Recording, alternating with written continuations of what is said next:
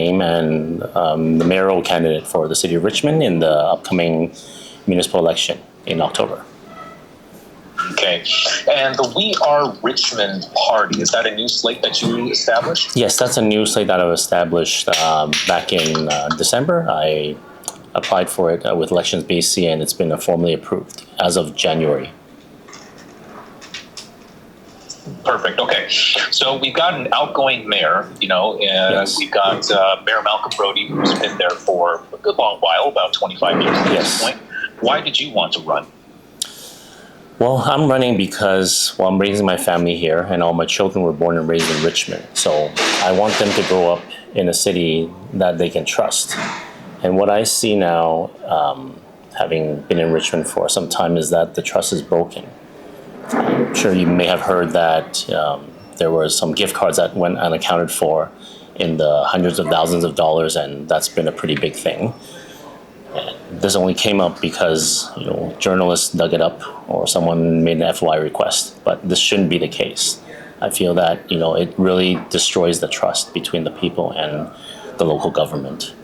And of course, there's another thing about the European trip where they spent tens of thousands of dollars, which I think is frankly unacceptable if you're asking for a tax raise. And when the reporter asked the mayor about it, he didn't really answer it. So he didn't answer the question. And I feel that that's not leadership, and our city needs a vision, and our city needs leadership. And for myself, I'm not a career politician, so I'm not part of the system, as people say. I feel I can offer a fresh perspective to governance, along with my business and experience for the past 15 years. Right, and just out of curiosity, what is your business? Well, I ran a manufacturing operation for 15 years, herbal tea. I've since exited that. The manufacturing operation is in Richmond, so we import and export herbal tea products. Okay, so we've heard some of your reason why that you wanted to run this time around. Yes. Tell me about the platform. Tell me about the issues that you want to tackle if you were to become mayor. Well, first of all, kind of continuing on with my first point, why I feel it's important to run to establish trust is because of the lack of accountability and transparency. So we need an honest city hall, but with real teeth, not just all talk, but with action.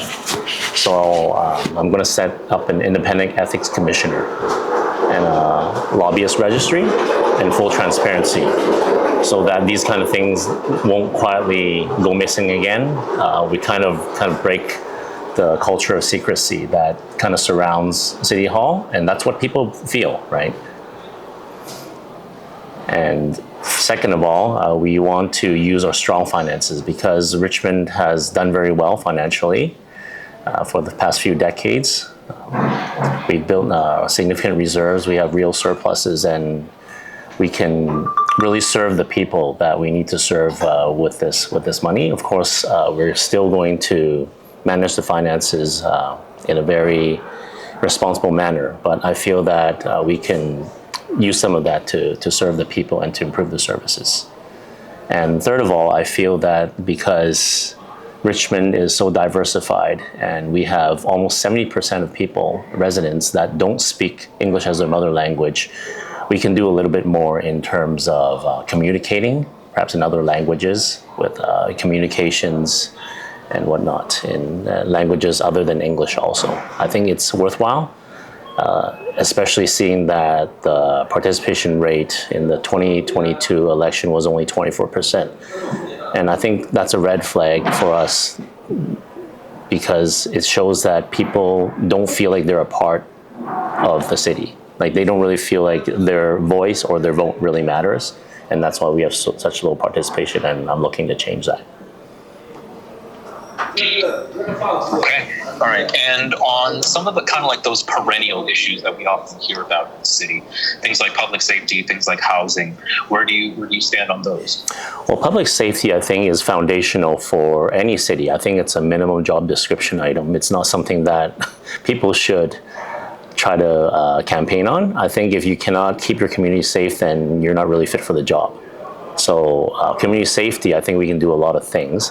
First of all, we should listen to the RCMP and with their professionalism. And if they say that they need, 4 officers, 8 officers, then, we give them that. Right? You don't cut that in half and say, well, we don't have enough money because the casino revenue is not stable.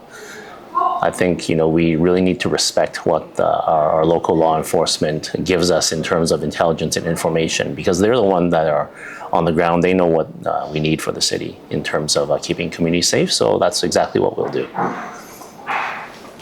And as for housing costs, affordability, I think we can do a lot more on that front by working closely with BC Housing and the federal entities to get as much funding as possible from those levels of government to build more housing and to really fast track more rental housing units to keep the supply up. And of course, another area that we can work on is the speed at which all these permits are approved. I think I've spoken to people from different municipalities, and Richmond seems to be a little bit behind on that. So I think we're going to fix that. We want it to be very friendly to people who want to do business here and people who help us to build homes here.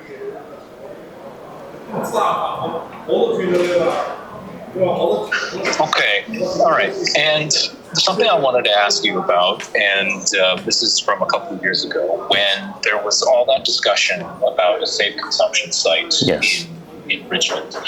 We kind of saw a community divided pretty much down the middle. You had people who were very clearly on one side of it, they were in favor of it, and then people who were very much against it. And there were times it got very, very ugly. Yes. In several different ways. What do you think is the key to ensuring that the community doesn't end up at each other's throats the same way as 2 years ago? Well, I think the key is that we need to communicate in a respectful way.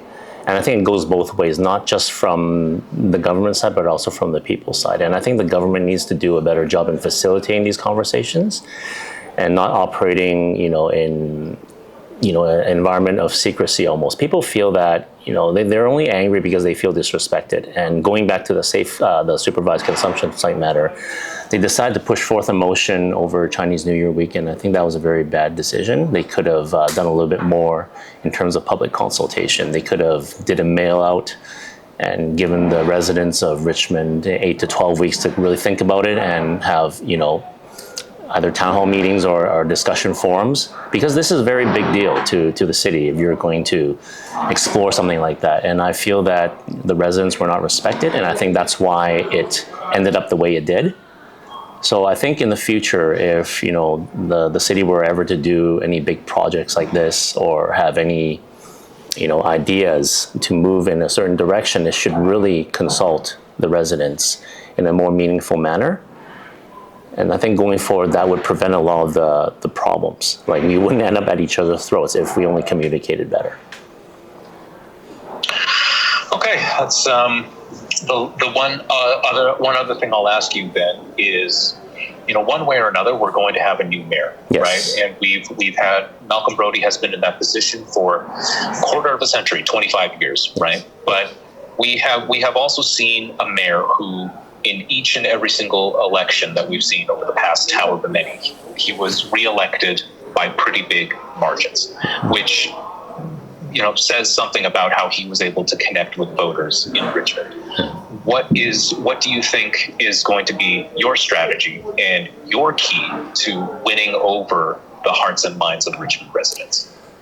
I think to build on the previous question about communication, my comment about communication, I think that's what I'm going to do. I'm going to be a mayor that is accessible to the people, a mayor that listens to the people, and a mayor that gets involved in every community within Richmond. And I think when you work hard to earn the trust of the people, conversation by conversation, handshake by handshake, meeting by meeting, I think, eventually you earn the people's trust because they really see that you care about what they feel, you care about their concerns, and you're ready to act. So we not only have to listen, of course, I have to also take decisive action in response to those concerns. And I think I'm going to be doing that from the very first day.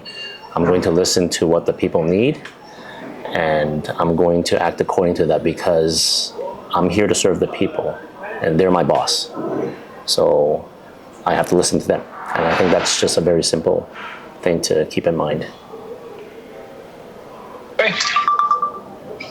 Okay, excellent. Well, Dickens, that does it for the questions that I wanted to ask you. Is there anything that you want to toss in there that I maybe didn't ask you about?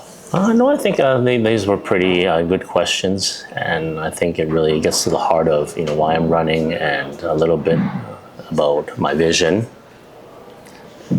And maybe just another thing to kind of put forth, I'm not sure whether you would be able to help me with that, but on the 29th, it's just in 1 week, we're actually having a launch event.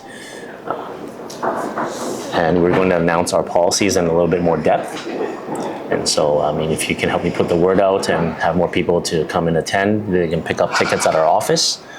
They're only $10 each, and there's going to be some light refreshments, and it's going to be a very good event to build our community and to let people see what We Are Richmond's about. And I'm going to be formally announcing at that venue along with a number of other city councilors on my team. Okay. Yeah, well, if you and your team want to send us a press release, we can see what we can arrange. We're balancing against everything else that's happening. Of course, right? I understand. Yeah. But I would appreciate that if something like that could happen. Sure. Well, Mimi and I are in touch, and we'll see, and we can communicate around that. We can see what we can line up.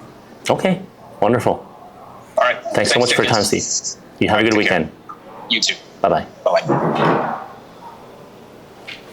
你好。得而家佢每一個問題咧就一個片，就一條片。每一個問題一個條件，係啊，因為成個啦，成個啦，成個啦，我會揀唔得。